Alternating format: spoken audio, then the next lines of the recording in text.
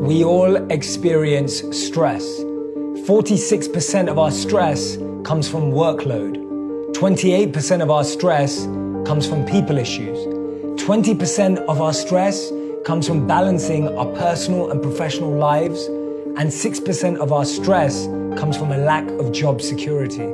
The majority of Americans say that financial trouble gets their anxiety to skyrocket, and 72% of us agree that financial difficulties can be a big cause of stress. And arguments over money can be a relationship killer. 31% of adults say that conflicts over money have caused friction and distance between family and friends. And the biggest challenge is we bring all of that stress back home. And then we dump it onto the people around us. So often the way we interact and behave with the people we love the most is not based on how we want to behave, but how our stress makes us behave.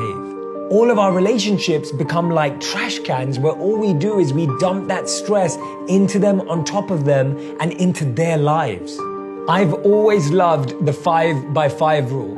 If it won't matter in 5 years, don't spend longer than 5 minutes or 5 hours worrying about it. So many times the things we stress about are insignificant. They make us feel something in the moment, and we start making permanent decisions based on temporary emotions. We start saying things like, you always do this, or you never do this. And the truth is, no one always does anything and no one never does nothing.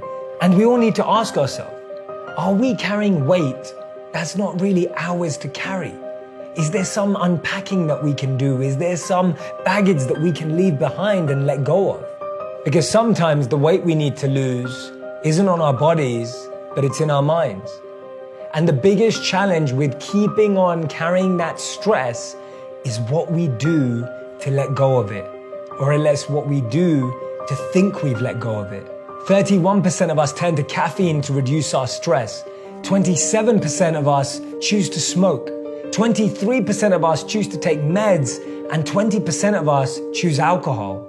The crazy thing about stress is it makes us eat more and eat worse. How many times when you're stressed or tired do you reach for something sugar-filled? Do you reach for those carbs? Do you reach for those fats? When you're running out of energy and you feel drained, how often do you make the right food and health choices? There's two things we need in our lives. We need mental relaxation and physical energy to do absolutely everything.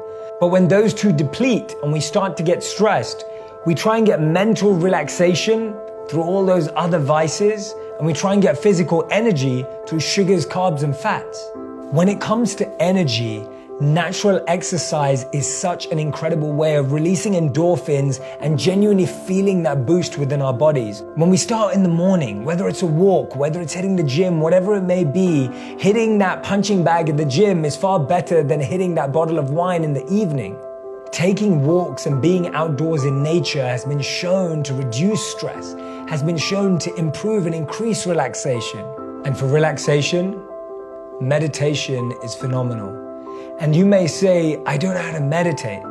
And if that's the case, just being able to sit still, sit in calm, be aware of your surroundings, taking in the sights and sounds in a deeper way, not just looking at a tree for the tree that you walk past every day, but focusing on each branch, each twig, maybe the animals, maybe the birds, being able to give your attention, being able to give your presence and awareness to the moment, just for 2 minutes or 3 minutes or 10 minutes, can provide so much stillness in your outer and inner lives.